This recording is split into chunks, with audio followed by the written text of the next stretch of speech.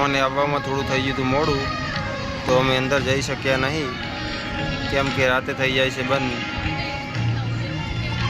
तमे जोई शको छो आ छे स्टेच्यू, रातनुं लाइटिंग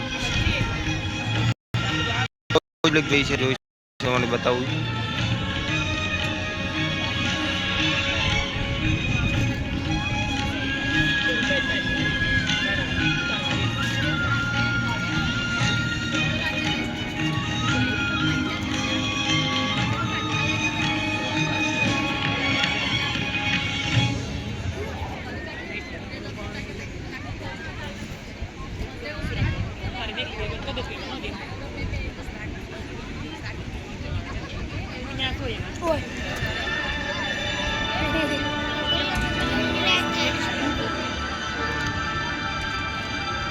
विनम्र किसान का बेटा था वो दृढ़ता का भंडार।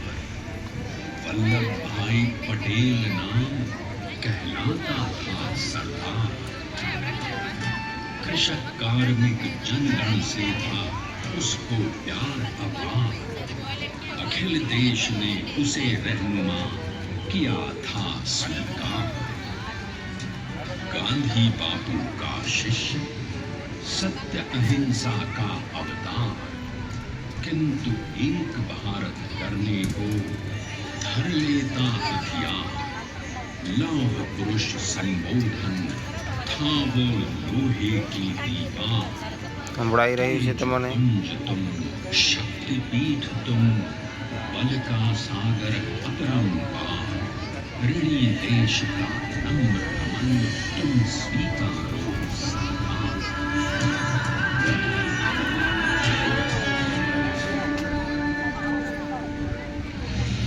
1857 में अंग्रेजों को ललकारने वाले पहले स्वतंत्रता संग्राम के एक सक्रिय सिपाही थे झवेर भाई पटेल। करमसद गांव के इस बहादुर देशभक्त किसान और उनके पत्नी लाड भाई के 5 बेटों और 1 बेटी में से चौथे पुत्र थे वल्लभ भाई। बालक वल्लभ ने करमसद के बाद नडियाद से अपनी हाई स्कूल की शिक्षा पूरी की। फिर 13 साल की उम्र में उनकी शादी की हो गई छोटी सी झवेर बाई से। 2 बच्चों, बेटी बड़ी बहन और बेटे ताया भाई को जन्म देने के बाद झवेर बाई असमय में चल बसी। सदी बदलने और 20वीं सदी आने पर उनका जीवन भी एक चमत्कार की तरह बदला। लीडर का इम्तिहान पास करके वो वकालत करने लगे। पहले गोधरा, फिर आणंद और उसके बाद अहमदाबाद में। मगर जल्द ही वकालत छोड़कर वो बैरिस्टर बनने की इच्छा से इंग्लैंड चले गए। लंदन में बैरिस्टरी में अव्वल आने और वजीफा जीतने वाले अनोखे भारतीय थे। अब तो अहमदाबाद की वरिष्ठ अदालत में बैरिस्टर पटेल की जिरह और जीतों की धूम मच गई।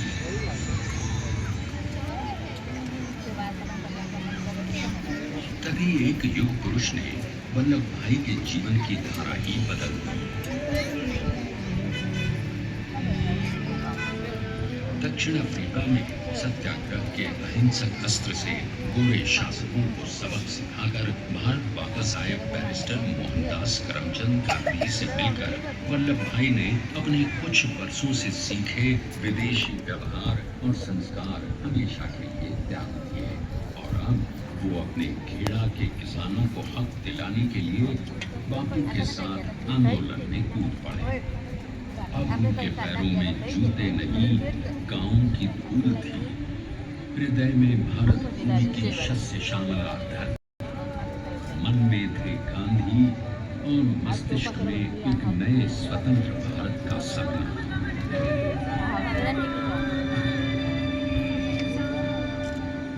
तभी बारडोली के मजबूर मजलूम किसानों की यातना का समाचार उनके पास पहुंचा। तुरंत वल्लभ भाई वहां पहुंचे और यूं शुरू हुआ भारत का सबसे बड़ा और सफल किसान आंदोलन बारडोली। वल्लभ भाई ने बारडोली के 87,000 किसानों को ऐसा अटल अडिग अचल मनोबल दिया कि अंग्रेजी सरकार ही गई और 1 बरस के बाद उनका लगान माफ कर दिया गया। अब तो पूरे देश में लोग वल्लभ भाई के नाम की कस्में खाने लगे। स्वयं महात्मा गांधी ने कहा, अब वल्लभ भाई मेरे शिष्य या साथी नहीं, सारे देश के सरदार हैं और देश को मिल गया एक अनोखा असरदार सरदार।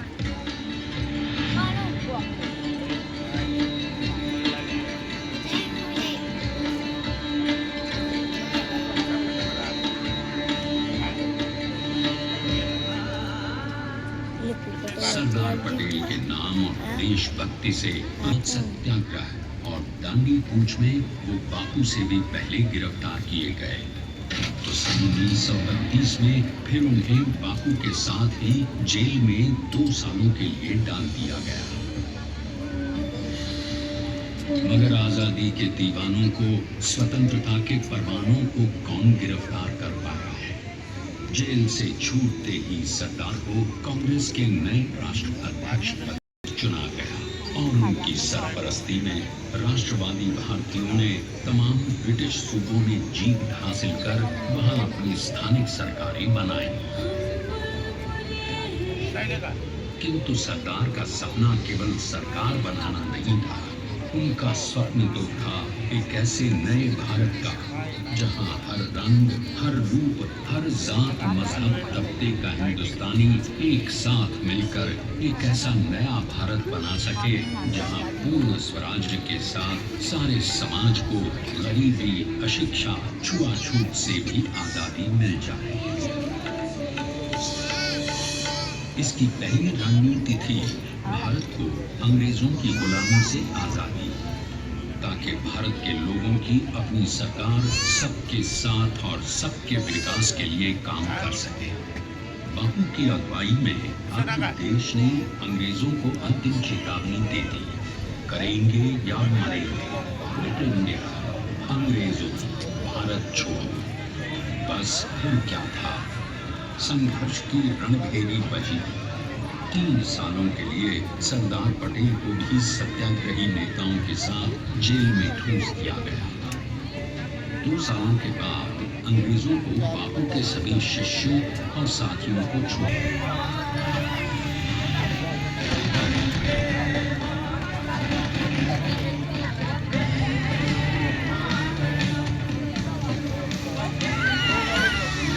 बोलो भारत माता की जय।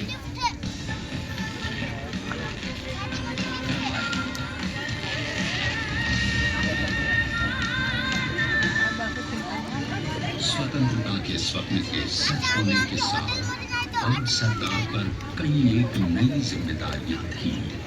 आने वाली आजादी की तैयारी और एक नए भारत के लिए नए लोकतांत्रिक संविधान की संरचना। जैसा उनके साथी ने खुद कहा था, सरदार ने ही 6 नए हथौड़े लेकर एक नए भारत को उकेरा।